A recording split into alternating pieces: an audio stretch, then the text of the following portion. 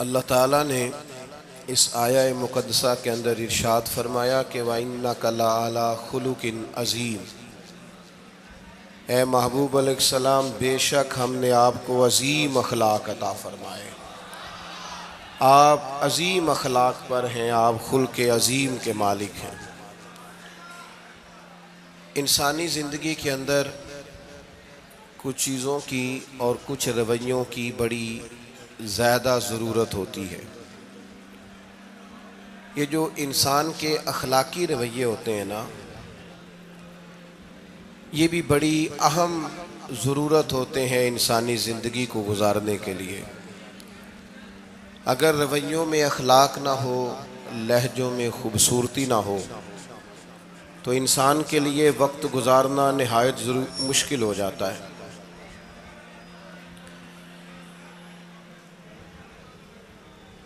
اللہ تعالیٰ آپ کو جزائے خیر دے۔ میں دوستوں سے کہتا رہتا ہوں کہ کسی کھلی جگہ پہ احباب کے لیے بندوبست کیا جائے تاکہ لوگ تکلیف کا شکار نہ ہوں۔ پیار سے آ جاتے ہیں کئی ساری جگہوں پہ، بلکہ شاید ساری جگہوں پہ اب یہی مسئلہ بنتا ہے جگہ کا، لیکن اس وقت احباب بعض اوقات توجہ نہیں کرتے، پھر مشکل بڑھ جاتی ہے۔ اب تو جیسے ہے ویسے ہی رہے گا۔ بھئی آپ بولیں تو نانا، آپ اتنا شور کریں گے تو میں بات کیسے کروں گا؟ اللہ تعالیٰ نے خیر کیا ہے، کچھ بہتری۔ اب ایک دفعہ بلند آواز سے درود شریف پڑھیں۔ الصلاۃ والسلام علیک یا رسول اللہ وعلی آلک واصحابک یا حبیب اللہ، الصلاۃ والسلام علیک یا نبی اللہ وعلی آلک واصحابک یا نور اللہ۔ عزیز دوستو، میں یہ عرض کر رہا تھا کہ اللہ تعالیٰ نے نبی پاک علیہ السلام کے اخلاق کی تعریف کی ہے۔ ہمارے زمانے میں یہ رویہ ہو گیا ہے کہ اگر اخلاق کی، کردار کی کوئی بھی بات کی جاتی ہے تو لوگ سمجھتے ہیں شاید یہ ایک بیٹا آپ دو لوگ رہ گئے ہیں، یا تو آپ بیٹھ جائیں، پیچھے آپ کے سب اشارے دے رہے ہیں، آپ مہربانی کریں نا یار، میں نے تو کبھی اتنا ٹائم ہی نہیں لگایا جلسہ سیدھا کرنے میں، ہاں تو بڑی مشکل ہو گئی۔ اللہ آپ کو برکت دے، آپ تو بڑے پیارے لوگ ہیں، آئے سارے پیار سے ہیں، پر وہ پیار میں جیتنا چاہ رہے ہیں ایک دوسرے سے، حالانکہ پیار میں جو مزہ ہارنے کا ہے نا، جتن جتن تے ہر کوئی کھیڈے تو ہارن کھیڈ فقیرا، جتن دا مل کوڈی پیندائی ہارن دا مل ہیرا۔ اس میں تو قربانی دینی چاہیے، ایک دوسرے پر اظہار کرنا چاہیے، کہنا چاہیے یار آپ بیٹھ جائیں میں ذرا پیچھے چلا جاتا ہوں۔ یہ تو دینی ماحول ہے، اس میں تو اظہار کی ضرورت ہے۔ بہرحال آمدام برسر مطلب ہمارے ہاں لوگ سمجھتے ہیں کہ اخلاق کی بات کی جائے تو شاید یہ بڑا عام سا سادہ سا کوئی عنوان ہے، حالانکہ یاد رکھیے گا نبی پاک علیہ السلام نے فرمایا ہے میں مکارم اخلاق کی تکمیل کرنے کے لیے دنیا میں آیا، فرمایا میں اخلاق ہی کو تو مکمل کرنے آیا۔ اور نبی پاک علیہ السلام نے اخلاقی رویوں پر بہت زیادہ زور دیا ہے۔ حضور علیہ السلام فرماتے ہیں کہ قیامت کے دن میرے سب سے زیادہ قریب وہ شخص ہوگا جس کا اخلاق زیادہ اچھا ہوگا۔ ہمارے ہاں لوگوں نے اخلاق کا معنی بھی اپنی مرضی کا کیا ہوا ہے۔ بعض لوگوں کا خیال ہے کہ صرف میٹھا بولنا ہی اخلاق ہے، حالانکہ میٹھا بولنا بھی اخلاق ہے، لیکن صرف میٹھا ہی بولنا اخلاق نہیں۔ میٹھا تو لوگ اپنے مطلب کے لیے بھی بولتے ہیں، میٹھا تو اس لیے بھی بولتے ہیں کہ مجھے اب کام پڑ گیا، اور بعض لوگوں کی ٹریننگ ہوتی ہے اس لیے وہ میٹھا بولتے ہیں۔ آپ کسی بہت بڑے شاپنگ مال پہ چلے جائیں تو وہاں جو سیلز مین ہوتے ہیں ان کی ٹریننگ ہوتی ہے کہ انہوں نے بولنا ہی میٹھا ہے، گاہک جتنی مرضی تلخی کرے وہ تلخ نہیں ہوتے، میٹھا بولتے ہیں۔ بعض لوگوں کی ٹریننگ ہوتی ہے امیر سے میٹھا بولتے ہیں، غریب سے میٹھا، تو یہ اخلاق نہیں، یہ تو انہوں نے کچھ دیر کے اپنے آپ کو سمجھایا ہے، قائل کیا۔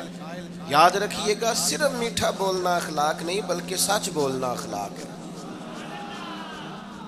صبر، تحمل، بردباری، وزاداری، اور بلند ترین اخلاق کا مالک وہ بندہ ہوتا ہے جو خوددار ہوتا ہے، کسی دنیا دار کے سامنے ہاتھ نہیں پھیلاتا، اللہ تعالیٰ نے جو اسے دیا ہوتا ہے اس پر راضی رہتا ہے، اس کے مزاج میں، اس کی کو ذرا کم کر دیں جی، اس کے مزاج میں لالچ نہیں ہوتا، ہرس، ہوس، طمع، مفاد پرستی، یہ چیزیں جس آدمی کے مزاج میں نہیں ہوتی وہ شخص با اخلاق ہوتا ہے، اور بندے میں مروت ہو، وفاداری ہو، خلوص ہو، للہیت ہو تو بندہ با اخلاق ہے۔ میرے دوستو، جس طرح ہم اپنا مکان محنت کر کے تعمیر کرتے ہیں، اور تھوڑا سا بھی درزی اگر کپڑے میں فرق پیدا کر دیتا ہے تو ہمارے لیے مشکل ہوتا ہے پہننا، ہم محنت کر کے تعمیر کرتے ہیں لباس کی، ہم اپنے لیے تعمیر کرتے ہیں چیزوں کو کہ بالکل ٹھیک اور پرفیکٹ چیزیں ہونی چاہیے، اسی طرح ہمیں اپنے کردار کو بھی تعمیر کرنا پڑتا ہے، اس پر ہمیں محنت کرنی پڑتی ہے، جس چیز پر بھی محنت کی جاتی ہے وہ قیمتی ہو جاتی ہے۔ جب ہم تھوڑی محنت اپنے اخلاق پر بھی کریں گے نا، اپنے رویوں پر بھی کریں گے تو اس میں بھی بہتری آ جائے گی۔ اصل مسئلہ یہ ہوا ہے امت کے ساتھ کہ ہم نے یہ سمجھنا شروع کر دیا ہے آج کے دور میں کہ شاید لوگ صرف تقریر ہی سنیں گے، شاید لوگ صرف تصویر ہی دیکھیں گے، شاید لوگ صرف ہمارا آنا جانا، دبدبا، استقبال، پروٹوکول دیکھیں گے۔ حالانکہ یاد رکھنا، سب سے زیادہ جو چیز تبلیغ کرتی ہے وہ انسان کا کردار ہوتا ہے، وہ اس کا اخلاق ہوتا ہے۔ بہت سارے بزرگ تو ایسے جو تقریریں کرتے ہی نہیں تھے، اعلیٰ حضرت بریلوی رحمۃ اللہ علیہ تو کبھی کبھار کوئی گفتگو کرتے تھے، تقریر ہوتی نہیں تھی، لیکن ان کے کردار کی خوشبو ایسی تھی جو پاس بیٹھتا تھا درد والا ہو جاتا تھا، جو قریب رہتا تھا اس میں خلوص آ جاتا تھا۔ آپ جو اٹھتے بیٹھتے چلتے پھرتے کہتے ہیں اسی سے پتہ چل جاتا ہے کردار کس طرح کا ہے۔ اس کے لیے آپ کو، اور ویسے بھی امام راضی رحمۃ اللہ علیہ سے کسی نے کہا تھا با اخلاق کون ہوتا ہے؟ فرمایا جسے نیکیاں کرنے میں تکلف نہ کرنا پڑے، نیکی بڑی آسانی سے اس سے سرزد ہو جائے، وہ بندہ اخلاق والا ہوتا ہے۔ آسانی سے نیکی کر لے، مشکل درپیش نہ ہو، بندہ با اخلاق ہوتا ہے۔ جب جب ہمارا اخلاق اور کردار اور لب و لہجہ اور اٹھنا بیٹھنا، آپ بڑی تعریفیں کریں گھر جا کے کہ میرے استاد بڑے قابل ہیں، آپ کہیں میں بہت عالی شان پیر صاحب کا مرید ہوں، کیا بات، لیکن خدا نہ کرے بیوی کو گالی دے تو وہ اسی وقت کہہ دے گی یہ سکھایا تجھے تیرے پیر صاحب نے، یہ استاد صاحب سے سبق پڑھ کے آیا، یہ اس تنظیم کا آدمی ہے۔ وہ کبھی قبول نہیں کرے گی آپ کے استاد کو، آپ کے پیر صاحب کو، آپ کی تنظیم کو، کہے گی پتہ ہے مجھے کس پانی میں یہ سکھاتے ہیں تمہیں۔ جب تک اخلاقی رویہ بدل نہیں جاتا، آپ کہیں میں بڑی محافل کراتا ہوں، میں بہت بڑا آدمی ہوں اور میں بڑے دینی کام کرتا ہوں اور میں اپنے اوپر لیبل رکھتا ہوں، لیکن آپ کا دوستوں کے ساتھ اٹھنے بیٹھنے میں حلال حرام کی تمیز میں ہی کوئی خیال نہ ہو تو کوئی نہیں مانے گا آپ کی بات۔ ہمارے ہاں سنت شریعت کا بھی ہم نے اپنی مرضی کا نام رکھ لیا ہے نا۔ میں نے الحمدللہ زندگی میں داڑھی نہیں کٹوائی، مجھے کبھی خط بھی نہیں کرانا پڑا، شروع سے رکھی ہے، اور امامہ تو اب ایسے محسوس ہوتا ہے طبیعت کا حصہ بن گیا ہے۔ یہ عظیم سنتیں ہیں رسول پاک کی۔ میری طرح کے ایسے لوگ بھی پہن لیں جو بالکل خوبصورت نہیں ہوتے تو داڑھی پگڑی سے وہ بھی کبھی کبھی اچھے لگنے لگ جاتے ہیں، لیکن صرف داڑھی اور پگڑی حضور کی سنت نہیں، یہ بھی آپ نے سچ غور کرنا ہے اس پر بھی۔ صرف دین کا لباس پہننا ہی حضور کا طریقہ نہیں، اخلاق اور کردار کو سمجھیں۔ حضور کی جو سنت سب سے پہلے لوگوں میں معروف ہوئی تھی، جس سے تعارف ہوا تھا، وہ تو صادق اور امین ہونا ہے۔ او بھائی سچ بولنا بھی تو حضور کی سنت ہے نا، دیانت دار رہنا بھی تو نبی پاک کا طریقہ ہے نا۔ آپ صرف ایک مخصوص لباس پہن لیں فقط اور باقی چیزوں سے آپ آزاد ہو جائیں گے۔ ہو سکتا، میں اکثر کہتا ہوں کہ مسواک لے کر دانت صاف کرنا بھی حضور کی سنت ہے اور دل صاف رکھنا بھی حضور کی سنت ہے. صرف مسواک والی سنت پہ غور ہے. ترمذی میں حدیث ہے, حضور علیہ السلام نے فرمایا اے انس ہے میرے بیٹے, تم سے ہو سکے تو صبح اس حال میں کرنا کہ تمہارے دل میں کسی کا بغض نہ ہو. اور حضور فرمانے لگے یہ میری سنت ہے. صبح اٹھتے ہی پہلے دل کو ٹٹولنا, اس میں کسی کے لیے عداوت نہ. اخلاقی رویوں پر توجہ دینے کی ضرورت. ہم میں سے نا بہت سارے لوگوں کی شان ہوتی ہے, پیر صاحب کی, علامہ صاحب کی, استاد ہوں, میں ٹیچر ہوں, میں پڑھا لکھا ہوں, میں مالدار ہوں, میں گھر کا بڑا ہوں. ہم خود بخود اپنی کوئی نہ کوئی شان بنا لیتے ہیں. کوئی آپ کی کسی نسبت سے عزت کرے تو اچھی بات, ہم خود بخود اپنی کوئی شان بنا لیتے ہیں, پھر ہم عزت کا مطالبہ کرتے ہیں. نتیجہ کیا نکلتا ہے؟ نتیجہ یہ نکلتا ہے جہاں ہمیں احترام کرنا چاہیے وہاں بھی ہم احترام کر نہیں پاتے. وہ میرے دوستو یاد رکھو, سیدہ عائشہ صدیقہ رضی اللہ تعالیٰ عنہ فرماتی ہیں نبی پاک علیہ السلام جتنی دیر گھر رہتے تھے نا, گھر کا کوئی نہ کوئی کام ہی کرتے رہتے تھے. کوئی حرج والی بات ہے اگر آپ ہر مطلب گھر میں جا کے بیٹھ کے اتنا لمبا سفر طے کر کے آئے لیکن اندر جا کے بیٹھتے ہی کہا پانی کا گلاس لاؤ. بھئی آپ بھی تو لے سکتے ہیں, کوئی حرج والی بات ہے؟ یہ باتیں کرنے کرانے کی ہیں کہ خود سے کام کر لینا سنت ہے؟ آپ نے 2 منٹ لگائے ہیں اور آپ نے کسی پر روب ڈال کے آپ فارغ ہو گئے. اخلاقی رویوں میں سب سے زیادہ ضروری تو دوسرے کا احساس کرنا ہوتا ہے. اخلاقی رویوں میں سب سے زیادہ حاجت تو دوسرے کی تکلیف اور شدت کا احساس کرنے کی ہوتی. میرے صاحب فرمایا کرتے تھے 10 منٹ کیوں انتظار کراتے ہو لوگوں کو؟ تم نے ممبر پہ کہا تھا میں 2:15 بجے جماعت کراؤں گا, 2:16 کیسے ہوئے؟ تمہیں اس کا پاس ہونا چاہیے تھا, تمہیں خیال ہونا چاہیے تھا کسی شخص کو کسی وجہ سے کوئی تکلیف, کوئی کسی اذیت کا شکار کیوں ہو, کوئی پریشان. میں اب تو الحمدللہ آپ اتنی بڑی تعداد میں آ گئے کہ جگہ آپ کے لیے مشکل ہو گئی, ورنہ شروع میں جب میں محافل کا ٹائم دیتا تھا تو میں وقت پہ چلا جاتا تھا. اگر کسی سے کہا ہے نا کہ 6 بجے آئیں گے تو 6 بجے چلے گئے. وہ کئی والی گھر والے پوچھتے سن تسی آ بھی گئے ہو,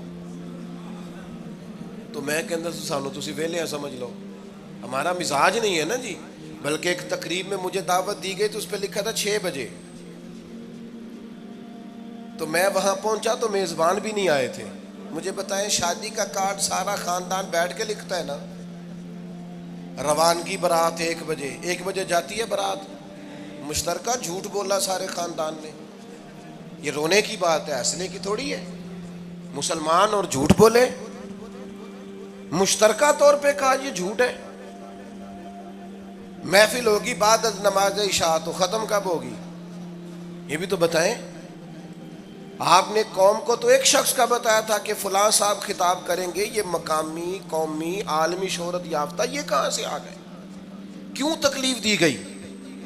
بلکہ ہم نے تو منصوبہ بندی کی ہے کہ لوگ ہمارے جلسوں میں نہ آئیں. ستائے اتنا ہے, ایک جگہ پہ میں حاضر تھا تو 1:30 بجے مجھے مائک دے رہے تھے. اب تو میں جاتا نہیں ہوں, رات کو چھوڑ دیا ہے. 1 بجے رات کو مائک دے رہے ہیں تو نقیب بیچارہ رٹی رٹائی بات کر رہا ہے, کہتا ہے بلا تاخیر. میں نے کہا ابھی بھی بلا تاخیر ہے, کر لو تھوڑی تاخیر. خدا کے بندو ختم کرو, آدھے گھنٹے میں مسئلے کی سمجھ آ جاتی ہے, ایک پیغام دو, بات ختم ہو گئی. اتنا الجھاؤ اور اتنا بات کو کھینچنے کا معنی کیا؟ اپنے رویوں کے اندر. میں چلا گیا 6 بجے تو میزبان صاحب بھی نہیں آئے تھے, تو وہ تقریب کب شروع ہوئی؟ 9 بجے. تو میں نے ان سے کہا غور سے دیکھ لو کہیں میں تو نہیں الٹا پڑتا رہا, 9 اور میں 6 سمجھتا رہا ہوں. یہ چھوڑے ان چیزوں کو. اپنی زندگی میں آپ نظم پیدا نہیں کریں گے تو کوئی کام کیسے کریں گے؟ حضرت حکیم الامت مفتی احمد یار خان صاحب نعیمی رحمۃ اللہ علیہ, مفتی صاحب رحمۃ اللہ علیہ جب جمعے والے دن الحمدللہ کہتے تھے نا تو پورا 1 بجا ہوتا تھا. لوگ گھڑی کو کہتے تھے تو غلط ہو سکتی ہے, پر مفتی صاحب پورے ٹائم پہ الحمدللہ کہتے ہیں.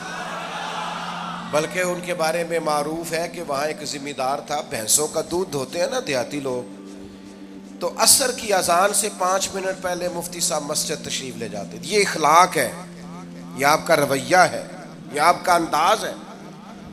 عصر کی اذان سے 5 منٹ پہلے جاتے تھے, جا کے وضو بنانا پڑے تو سنت ادا کر کے بر وقت نماز میں شامل ہو جائیں.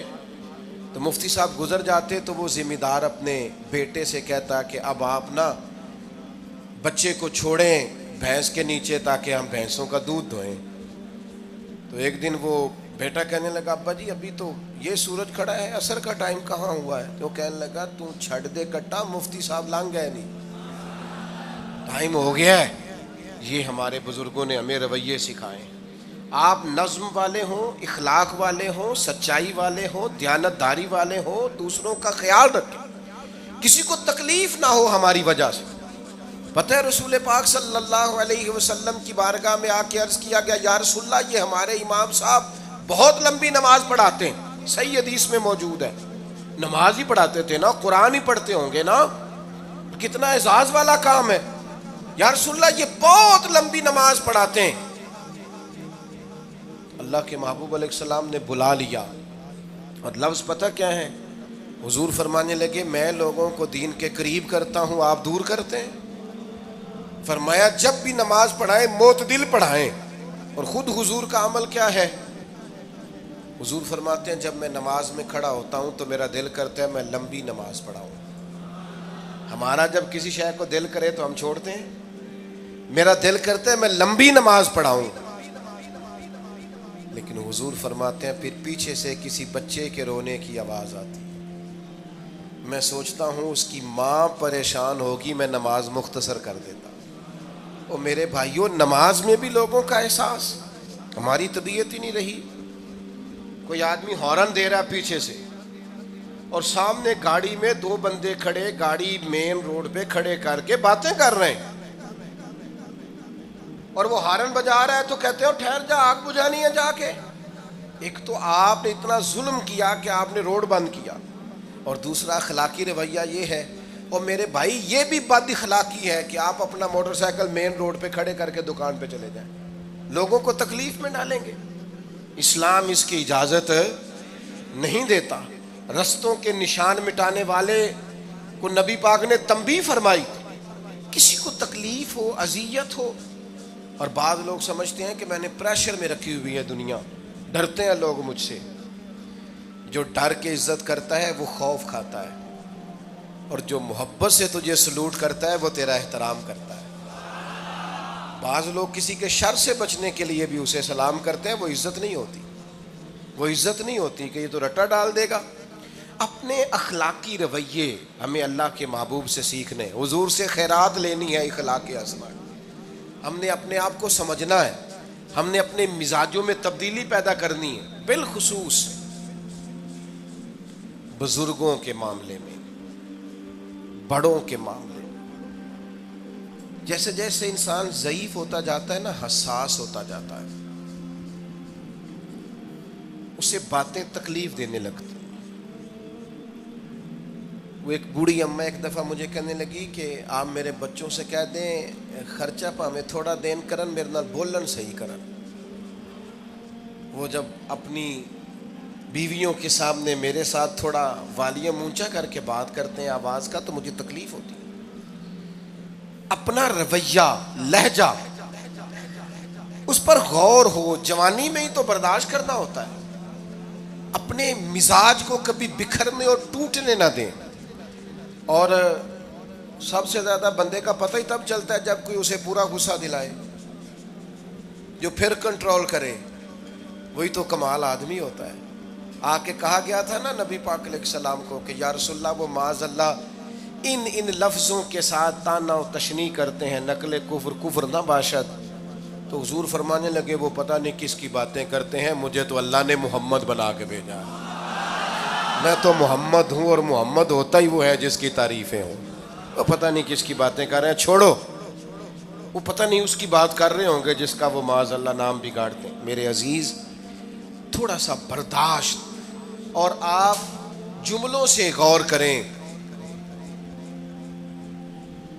کسی کے لہجے سے غور کریں کہ وہ بندہ کہیں تکلیف میں تو نہیں, آزمائش میں تو نہیں. میں پہلے مختصر تقریر کرنا چاہ رہا تھا، اب آپ لوگوں نے اور مختصر کرا دیا مجھ سے، تو میں بس بات کو سمیٹنے لگا ہوں، آپ غور فرمائیں گے۔ ایک دن نبی پاک علیہ السلام نے سید عائشہ صدیقہ رضی اللہ تعالیٰ عنہ سے فرمایا،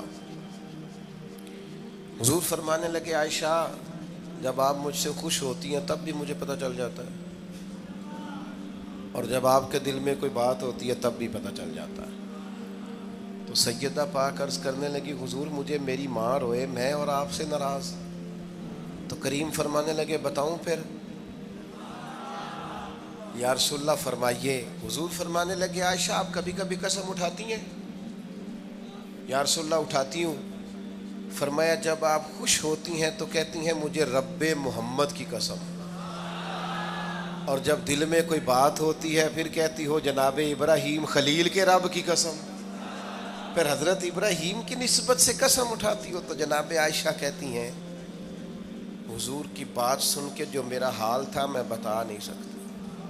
یا رسول اللہ آپ اتنا خیال کرتے ہیں، یہاں تک خیال فرماتے ہیں کوئی کیا بول رہا ہے؟ کہتی میں نے فوراً عرض کی کہ یا رسول اللہ مجھے رب محمد کی قسم ہو، میری زبان سے نام ہی جاتا ہے، میرے دل میں آپ ہر وقت موجود رہتے ہیں۔ دل میں آپ احساس پیدا کریں گے، آپ تھوڑا سا غور کریں، آپ کسی کی تکلیف کے بارے میں حساس ہوں گے۔ میرے بھائی پتہ کیا ہوتا ہے، 2 منٹ کا غصہ ہوتا ہے ہمارا، اور کئی دفعہ عمر بھر کا پچھتاوا چھوڑ جاتا ہے۔ ہمیں احساس ہوتا ہے ہم سے غلطی ہو گئی، ہمیں خیال ہوتا ہے کہ یہ لفظ مجھے کہنے نہیں چاہیے تھے، پر ہم سے سرزد ہو جاتے۔ میں ذاتی طور پہ آپ سے ایک بات عرض کروں، یہ میں ابھی آیا ہوں نا تو دوست پکڑتے ہیں دوڑتے ہیں، خیر اب فرق بھی ہے پکڑنے والے میں، پہلے دعا لینے والے ہوتے تھے اب سارے فوٹو لینے والے ہوتے ہیں، یہ بھی مسئلہ ہے۔ اور بعض لوگوں کو فوٹو چاہیے ہوتی ہے، باقی جو ہوتا ہے ہو جائے، اس سے غرض نہیں ہوتی۔